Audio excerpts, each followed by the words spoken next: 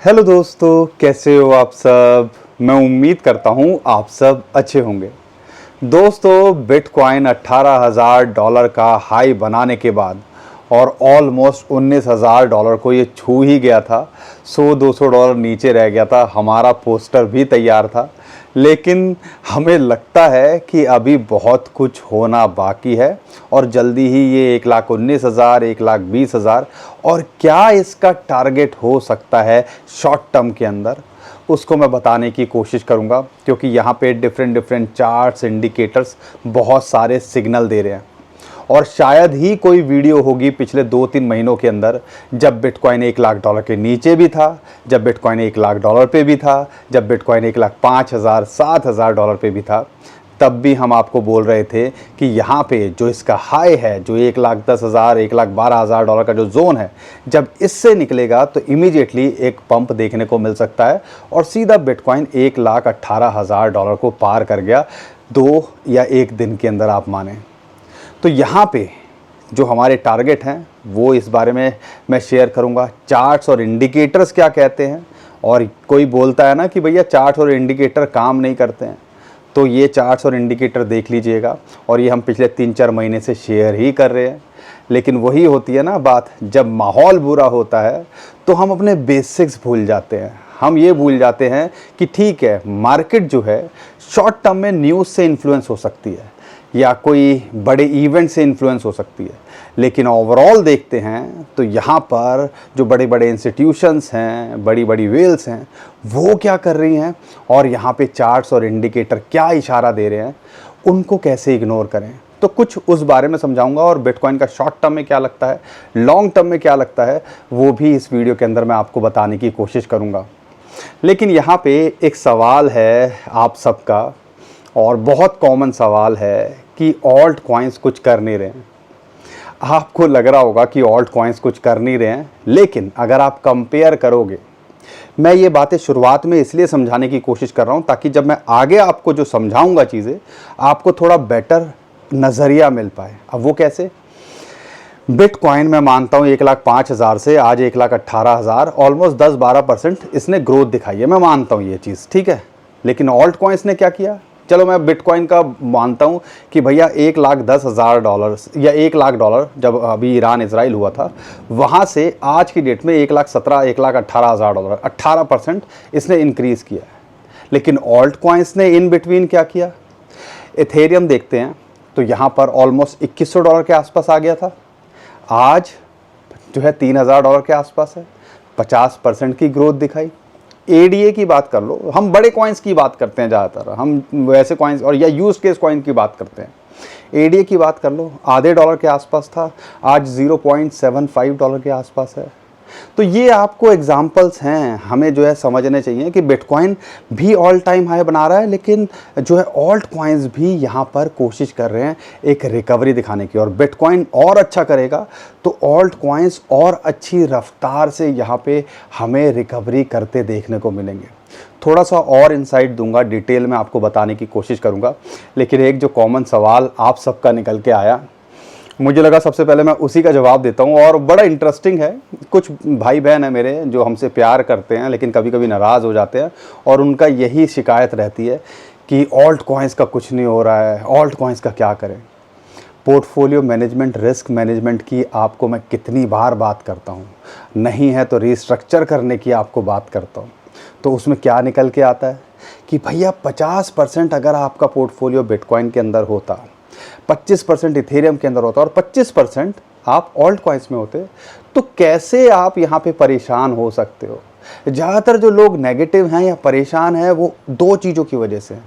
एक तो या तो वो इन सारी चीज़ों को सही से मैनेज नहीं कर पाए, और दूसरी चीज़ है या वो कुछ कर ही नहीं पाए। तो आपको ये समझना पड़ेगा, और हम हर वीडियो के अंदर पिछले 4-5 साल की वीडियो उठा के देख लीजिएगा, कोई शायद ऐसी वीडियो होगी जिस पे हमने जब पोर्टफोलियो की बात करी है और हमने इस स्ट्रक्चर की बात नहीं करी है। लेकिन समझ में तो आता नहीं है, क्योंकि कई जो है हमारे यहाँ पे बहुत सारे ऐसे लोग भी हैं, ऑल्ट कॉइन्स ले लो, 10 रुपये के 1,000 हो जाएंगे, लाखों हो जाएंगे, 100 रुपये के ऐसे हो जाएंगे। इन बातों में जो है आम आदमी फंस जाता है और फिर बाद में परेशान होता है। अब ये चीज़ें सीखनी है तो भैया ये प्लेटफॉर्म आपके लिए नहीं है। लेकिन हाँ, आपको सही तरीके से जो चीज़ें होनी चाहिए या जो चीज़ें एक्चुअल में हम खुद अडॉप्ट करने की कोशिश करते हैं, अगर वो बता रहे हैं तो हम क्या यहाँ गुनाह कर रहे हैं। और अगर आपने इस तरीके से मैनेज किया होता तो कहाँ से कौन सा बंदा है जो आज नेगेटिव के अंदर होता। लेकिन वही बात है ना, इन्फ्लुएंस में बहुत जल्दी आ जाते हैं। हमारी भी मत सुनो, फाइनली पूरी रिसर्च करो और फिर जाके यहाँ पर चीज़ों को कोशिश करो करने की। तो यहाँ पे बहुत कुछ है आज वीडियो में बताने के लिए, मुझे समझाने के लिए क्या न्यूज़ और इवेंट जो है अगले हफ्ते आने हैं। और बिटकॉइन थोड़ा सा यहाँ पे एक हाई के बाद थोड़ा सा सांस लेता देखने को मिल रहा है। लेकिन ऑल्ट कॉइन्स, बिटकॉइन की डोमिनेंस गिर गई थी, ऑलमोस्ट 64 पे आ गई थी, थोड़ी बढ़ते देखने को मिल रही है। लेकिन ऑल्ट कॉइन्स फिर थोड़ी सी करेक्शन लेते देखने को मिल रहे हैं। अब 40-50% बढ़ेगा तो 5-10% भैया गिरने का भी तो हक रखता है ना। लेकिन वही चीज़ है कि उस लोगों को यही लग रहा है कि भैया बिटकॉइन बढ़ गया है, बिटकॉइन वही है, ऑल्ट कॉइन्स ने यहाँ पे फिर वही काम कर दिया, नीचे आने लगे। लेकिन क्यों ये प्रेशर होता है वीकेंड पे, खास कर कैसी न्यूज़ निकल के आती हैं जो हमें शॉक कर देती हैं। ये बहुत सारी कुछ इन्फॉर्मेशन है बताने के लिए, बताने की कोशिश करूंगा, समझाने की कोशिश करूंगा। एक चार्ट है मेरे पास में जो शॉर्ट टर्म में क्या टारगेट होता है बिटकॉइन का, वो भी बताने की कोशिश करूंगा। बहुत कुछ है। अपने भाई को जो है आप कम से कम अप्रिशिएट तो कर दिया करो। चिल्ला चिल्ला के थक गए हैं। जब बेयर मार्केट के अंदर थे आपके साथ यहाँ खड़े हुए थे और कोशिश कर रहे थे यही समझाने की बिटकॉइन आगे बढ़ेगा, ये ऑल टाइम हाई बनाएगा, ऑल्ट कॉइन्स की भी रिकवरी होते देखने को मिलेगी। तो साथ दिया करो। अगर चैनल पे पहली बार आए हो तो चैनल को सब्सक्राइब करो ऐसी इंटरेस्टिंग इन्फॉर्मेशन अपडेट के लिए, और वीडियो को लाइक और शेयर ज़रूर करो। बहुत सारे लोगों तक ये वीडियो पहुंचनी चाहिए जो इन सारी चीज़ों के लिए इधर उधर ढूंढते रहते हैं और घूम फिर के मिलता क्या है कि भैया ये ले लो, वो ले लो। अल्टीमेटली आपको सही तरीके से पोर्टफोलियो मैनेज करना आना चाहिए। हम ये नहीं कह रहे कि कॉइन्स आपके फोलियो के अंदर नहीं होने चाहिए, लेकिन कॉइन का इम्पैक्ट उतना नहीं होना चाहिए कि जब मार्केट ऐसे हालात में आ जाए, जब कुछ ना समझ में आए, तो वो आपको संभाल सकें। और ये सारा जो मैंने बताया है वो 5, 10, 20% ज़्यादा एक्सपोजर आपके पूरे पोर्टफोलियो का नहीं होना चाहिए। कुछ एफडी होना चाहिए, कुछ स्टॉक होना चाहिए, कुछ म्यूचुअल फंड होना चाहिए। क्योंकि जब हालत ख़राब होती है ना, और मैं बहुत सारे लोगों को जानता हूँ, बहुत सारे लोगों ने कमेंट भी किए अभी मार्केट जब बिटकॉइन $1,18,000 के आसपास आ गया कि सर हम तो पहले ही निकल गए। अब मेरे पास क्या जवाब है इस चीज़ का? नहीं है। लेकिन वही है, शो मस्ट गो ऑन, हम आगे बात करेंगे। लेकिन यहाँ पर सबसे पहले शुरुआत करते हैं कि ये $1,08,000, $1,10,000, $1,12,000 में जो फंसा हुआ था, उसके बाद रातों रात क्या हुआ कि यहाँ से हमने एक बड़ा पंप देखा। कोई ऐसी न्यूज़ नहीं, कोई ऐसा कुछ हुआ नहीं, कोई बड़ा इवेंट नहीं, कोई बड़ी अनाउंसमेंट नहीं। तो हुआ क्या? शायद ही कोई वीडियो होगी जिसके अंदर हमने बिटकॉइन के ETF की बात नहीं करी। माफ़ कीजिए, थोड़ा वो ये खराश आ जाती है गले में, और बरसात का मौसम है, चाय पकोड़े दबा के चल रहे हैं, तो ये चीज़ें होती हैं। तो यहाँ पे क्या हुआ है कि जो बिटकॉइन ETF वाले हैं उनका खेल हुआ है पिछले 2 दिनों के अंदर, और वो भी पिछले 2 दिन मैं बता रहा हूँ, थर्सडे और फ्राइडे को। सैटरडे संडे जो वाइट कॉलर बाबू होते हैं शांति से रहते हैं, अपनी फैमिली के साथ एंजॉय करते हैं। हमारे तरह नहीं है कि भैया दिन रात के 3 बज रहे हो तो बिटकॉइन, आँख खुले तो बिटकॉइन की प्राइस देखे, क्रिप्टो का, जैसे कि हमारे प्राइस देखने से मार्केट ऊपर नीचे हो रही है। तो यहाँ पे उन्होंने ऑलमोस्ट $1 बिलियन के बिटकॉइन खरीदे। $1 बिलियन या $1 बिलियन से ज़्यादा, $1 बिलियन के अंदर होता है 8,500 जो है डॉलर, 8,500 करोड़ रुपए। तो यहाँ पे हमें समझना है, कई बार तो कैलकुलेशन ही ऐसी हो जाती है कि 8,500 करोड़ रुपए कोई छोटा मोटा अमाउंट नहीं है। और फ्राइडे को तो हद तब हो गई जब बिटकॉइन का प्राइस 1,15,000, 1,14,000 से सीधा 1,18,000, 1,19,000 गया। और तब इकलौता ब्लैक रॉक था जिसने अकेले ने ही $1 बिलियन के आसपास के बिटकॉइन खरीद डाले। 8,500-9,000 बिटकॉइन खरीद डाले। 8,500-9,000 bitcoin, one of the biggest buying थी बिटकॉइन के ETF के अंदर, यहाँ पर बिटकॉइन के ETF की हिस्ट्री के अंदर। तो भैया यही चीज़ होती है जो हमने पिछले जो 3-4 दिन के अंदर कमाल देखा वो बिटकॉइन के ETF की इतनी एग्रेसिव बाइंग की वजह से था। अब यहाँ पे USDC मिंट हो रहे थे, USDT मिंट हो रहे थे, उन सब से आइडिया तो लग रहा था कि भैया मार्केट के अंदर कुछ हलचल या पंप देखने को मिल सकता है। अब इसकी वजह से हमने ये ऑल टाइम हाई देखा। मैं अभी थोड़ा सा न्यूज़ कवर कर रहा हूँ, चार्ट्स के बारे में बात बाद में करूँगा, लेकिन यहाँ पे वो खुराफाती कई लोग होते हैं जो मार्केट को परेशान करने की कोशिश करते हैं और फिर वही वीकेंड के टाइम, और मुझे ये बात समझ में आती नहीं है कि भैया शनिवार इतवार को ही क्यों इनको याद आता है, क्यों ऐसी अपडेट करते हैं। डोनाल्ड ट्रंप की तरफ से निकल के आया कि भैया उन्होंने मैक्सिको और यूरोप के ऊपर 30% टैरिफ ठोक दिया। अब यहाँ पर जैसे ये न्यूज़ निकल के आई, मार्केट में थोड़ा सा प्रेशर और पैनिक देखने को मिला। बिटकॉइन भी ऑलमोस्ट 1,06,000, 1,17,000, 1,16,000 के आसपास, अभी भी उस 1,06,000, 1,07,000 वाला जोन नहीं जा रहा है। अभी थोड़ा सा टाइम लगेगा 1,17,000, 1,16,000 बोलने के अंदर, तो अगर कुछ गलती हो जाए तो माफ़ कर दीजिएगा। तो वहाँ पे करेक्शन करी और दोबारा से अब $1,18,000 के आसपास आ गया है। तो कह लीजिए जब वीकेंड पे ऐसी न्यूज़ आती है रशिया यूक्रेन, रशिया ने फिर दोबारा से जो है उनके ऊपर काफ़ी कुछ किया है यूक्रेन के ऊपर, उसकी वजह से काफ़ी ड्रोन छोड़े हैं, तो उसकी वजह से भी यहाँ मार्केट के अंदर प्रेशर देखने को मिला। तो ये 2-3 न्यूज़ थी और अल्टीमेटली जब मार्केट बिटकॉइन अगर 15-10% बढ़ेगा, बिटकॉइन कोई छोटी मोटी चीज़ नहीं है, ट्रिलियंस ऑफ डॉलर के अंदर बात होती है अब, तो यहाँ पर उसका प्रेशर भी देखने को मिला कि भैया हेल्दी करेक्शन एक होनी भी चाहिए या थोड़ा सा सेटल डाउन करना चाहिए। प्रॉफिट बुक करने वाले निकलें सैटरडे संडे, और अल्टीमेटली मार्केट मंदी होती है और मैनिपुलेटर्स के पास थोड़ा सा स्कोप होता है, क्योंकि बाकी टाइम तो वाइट कलर बाबू लोग होते हैं, वो संभाल लेते हैं। तो ये ओवरऑल चल रहा है, इसी वजह से मार्केट पंप करी और थोड़ा सा अभी हल्का सा करेक्शन या प्रेशर के अंदर हमें देखने को मिल रही है। अब ये न्यूज़ है। अब दूसरी चीज़ यहाँ पे अगले हफ्ते क्या होना है, अगले हफ्ते CPI का डाटा निकल के आना है।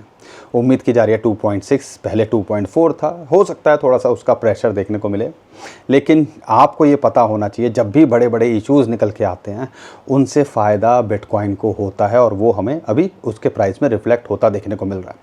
ब्लैक रॉक हो, बड़े बड़े इंस्टीट्यूशंस हो, ब्लैक रॉक 7 लाख से ऊपर बिटकॉइन होल्ड कर चुका है, मजाक में कर रहा होगा, और 1,18,17,000 पे भी अगर वो बिटकॉइन ख़रीद रहा है तो भैया खेल है कुछ।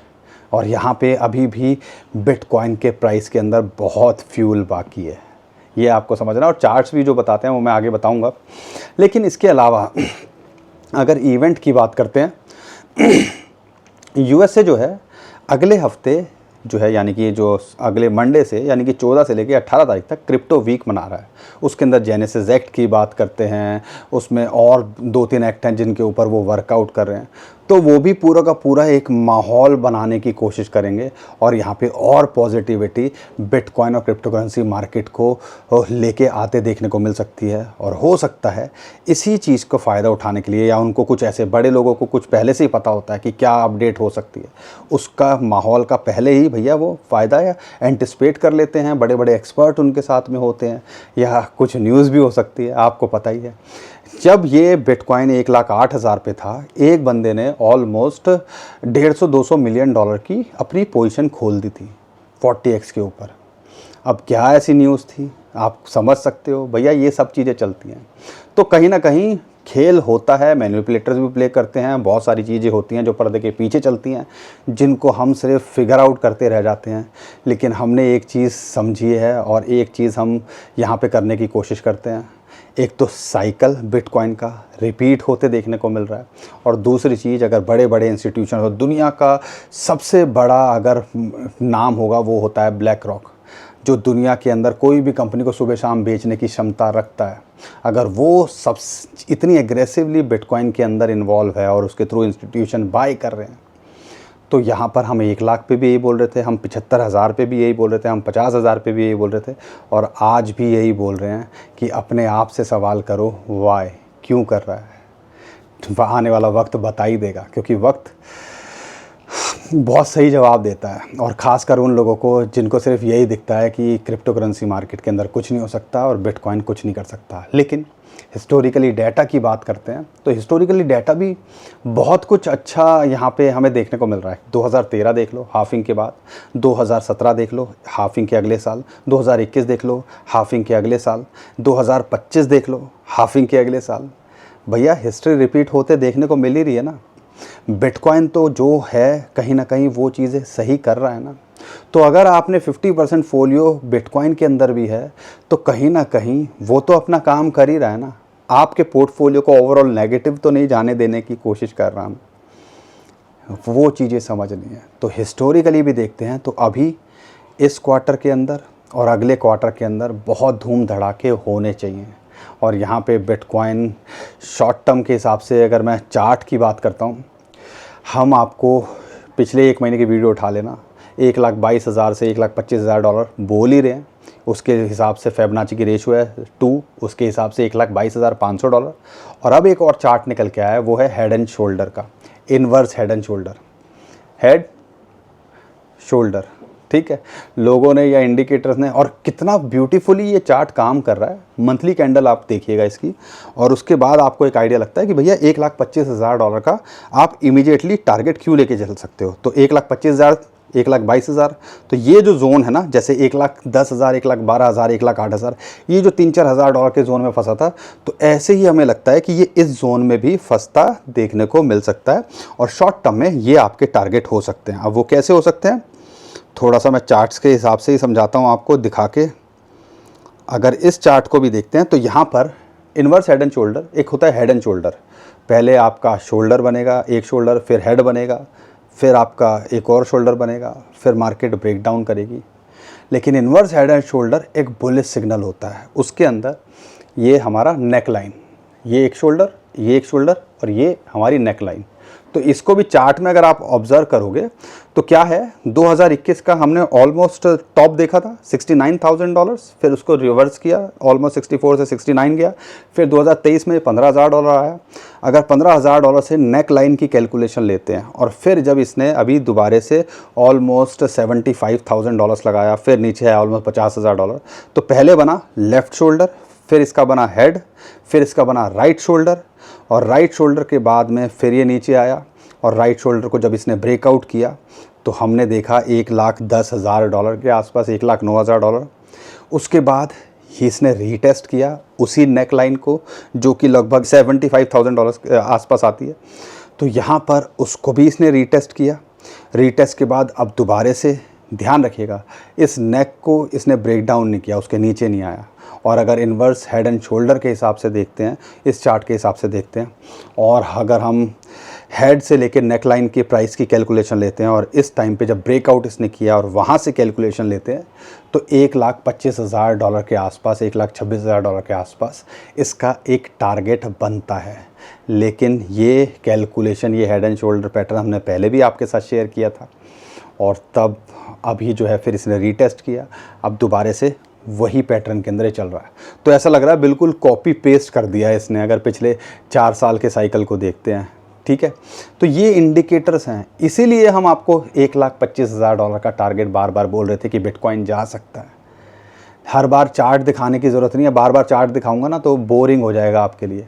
हर बार मैं आपको नए नए इंडिकेटर बताने की कोशिश करता हूँ, आपको सिखाने समझाने की कोशिश करता हूँ, लेकिन वही बात है कि आप बोलोगे कि भैया रिपीटेटिव हो जाता है, इसलिए बहुत इजी रखने की कोशिश करते हैं हम कि भैया मूविंग एवरेजेस, फिबोनाची की रेशियो, ये 2-3 चीज़ें बेसिक रहें जहाँ से सपोर्ट और एक आपका टारगेट का आइडिया लग सके।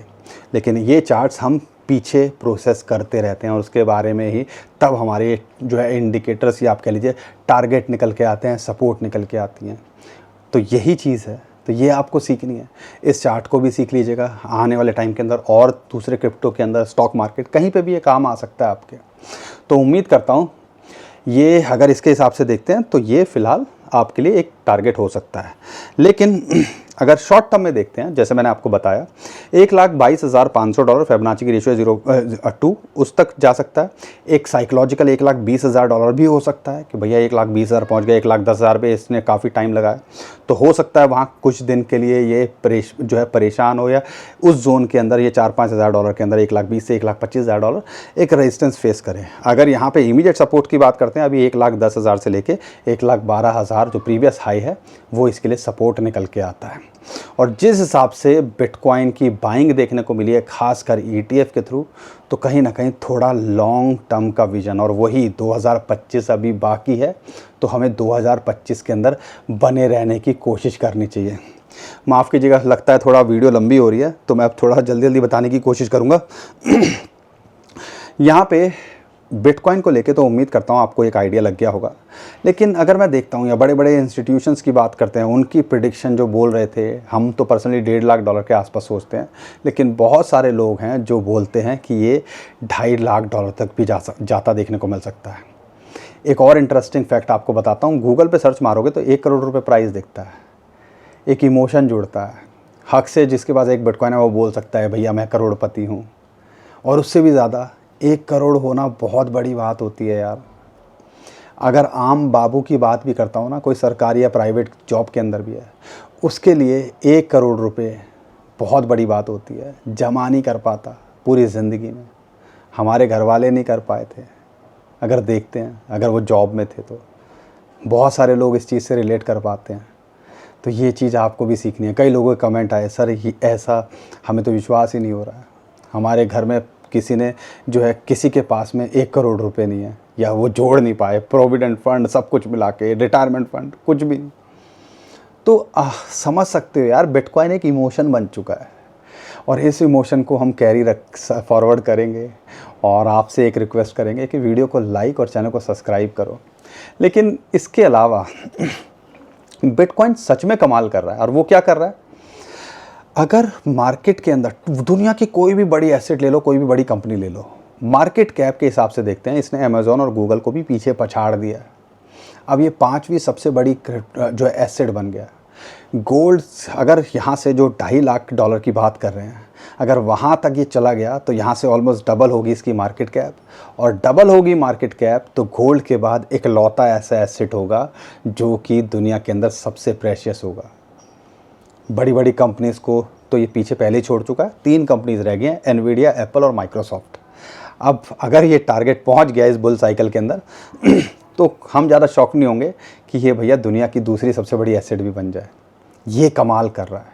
इसीलिए बड़े बड़े बैंक्स हों, बड़ी बड़ी कंपनीज़ हों, वो लगी हुई हैं कि भैया यहाँ पर कहीं ना कहीं से हमें कुछ मिल जाए। जिसने शुरुआत में शुरुआत करी, आज वो कंपनी कमाल कर रही है। जिसने होल्ड करने की कोशिश करी, उनके स्टॉक्स के आप आज प्राइस देख लो क्या हो रखे हैं। तो ये होता है, और जिसके पोर्टफोलियो में ये है तो उसका कमाल देखो, कॉन्फिडेंस ही अलग होगा उस भाई का। अगर मैं किसी से बिटकॉइन की बात करूंगा और बिटकॉइन होगा ना उसके पास में ज़्यादा, उसका टोन ही अलग होगी, टोर ही अलग होगा। ये करता है बिटकॉइन और क्रिप्टो करेंसी मार्केट। क्रिप्टो भी करेगी, ऑल्ट कॉइन्स भी हमें उम्मीद है करने की कोशिश करेंगे, बट देखते हैं कब वो नंबर आएगा। लेकिन अगर मैं बिटकॉइन की डोमिनेंस की बात करता हूँ, वो क्या करती है बिटकॉइन की डोमिनेंस 66% से 64% के आसपास आ गई थी। और ये तब देखिएगा कि बिटकॉइन अपना ऑल टाइम हाई लगा रहा था और बिटकॉइन की डोमिनेंस गिर रही थी। इसका ये इशारा था कि भैया ऑल्ट कॉइन्स के अंदर भी एक मोमेंटम, या ऑल्ट कॉइन्स बिटकॉइन से ज़्यादा अच्छा परफॉर्म कर रहे हैं रिटर्न वाइज। इथेरियम की बात करते हैं तो ऑलमोस्ट $3,000 को छू गया था। अभी वहाँ एक रेजिस्टेंस साइकोलॉजिकल मिल रही है, एक इंपॉर्टेंट सपोर्ट इसको $2,875 के आसपास है। फिबोनाची की रेशियो 0.5 और 21 वीक मूविंग एवरेज के आसपास। तो ये सब चीज़ें आपको पहले से पता है हमारी वीडियोस के अंदर। तो यहाँ पे अगर ये $3,000 को जल्दी तोड़ पाया तो ऐसा लगता है 3350 पे इसका अगला टारगेट होना चाहिए। और अगर bitcoin all time high $1.5 lakh के आसपास आता है तो इथेरियम भी जो है पूरा पोटेंशियल रखता है आने वाले टाइम के अंदर अपने नए ऑल टाइम हाई को बनाने का। आपको क्या लगता है, क्या सिर्फ बिटकॉइन की बांसुरी बजेगी या इथेरियम या दूसरे कॉइन्स भी कुछ अच्छा करते देखने को मिलेंगे?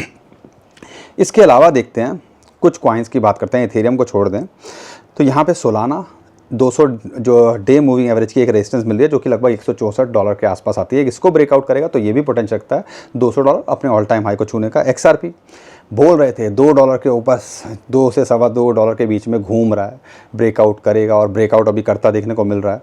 ऑलमोस्ट $3 को छू गया था। आप बताओ, अगर $2 के आसपास की आपकी एंट्री हो गया, $3 है, और वो भी दुनिया का तीसरा सबसे बड़ा कॉइन क्रिप्टो करेंसी, 50% का रिटर्न अगर पिछले 1-2 महीने के अंदर दे जाए, तो और क्या उम्मीद रखते हो भैया आप।